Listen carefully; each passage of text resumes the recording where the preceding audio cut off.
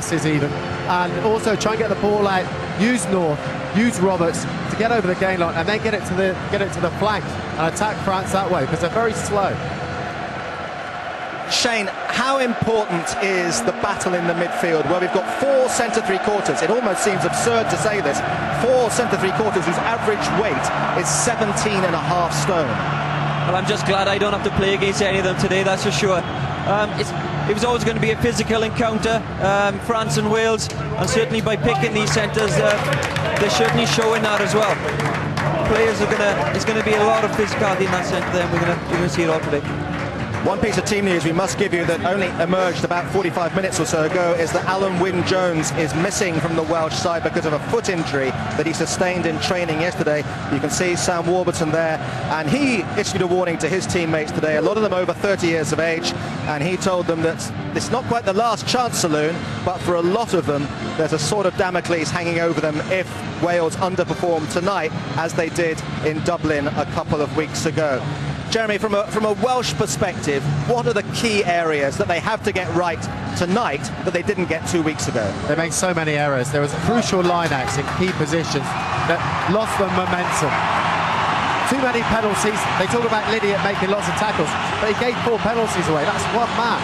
You've got to keep that penalty count down. They've got to get continuity, keep the momentum, and if they can't score the tries, get in position to get Lee Halfpenny to kick penalties. Well, it's a Friday night, and nighttime international sport has that extra frisson about it as the Welsh take to the field. You may have spotted actually that Mike Phillips had a much publicised Twitter spat with One Direction after their performance in Ireland a couple of weeks ago, and maybe the Welsh Rugby Union have been learning something from Harry and his mates about how to take the stage. Wouldn't it be great if we had the best match ever tonight? I think we're now being rejoined by BBC Wales and also our colleagues on the red button, who have been listening to Eddie Butler, Jonathan Davis and Martin Williams for the last few moments or so. So here we go in a few moments' time with the first match of round 3 of the RBS Six Nations Championship for 2014. It really is still wide open, and this match could have a major bearing on who wins the championship this year.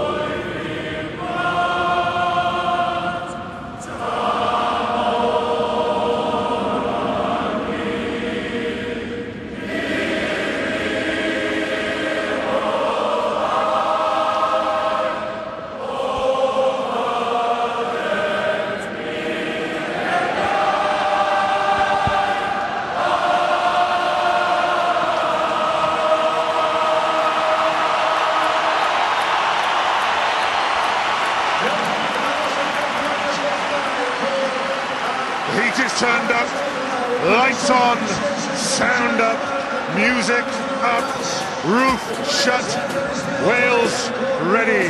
Round 3 of the Six Nations. The defending champions at home against the French.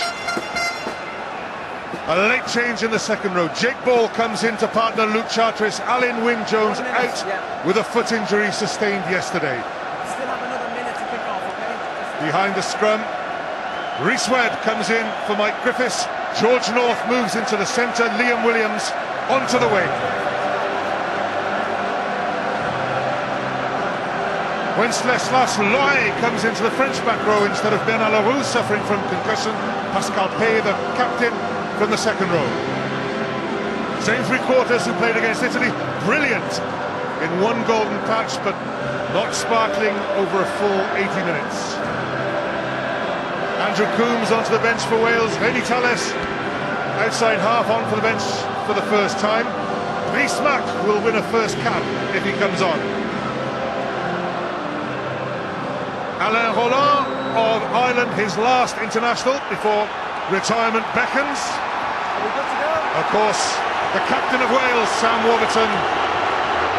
Ah yes, Alain, you remember with a smile, you sent him off in a World Cup semi-final. Time on, please. We're off. Wales against France. Huge sense of anticipation as Yoann Huget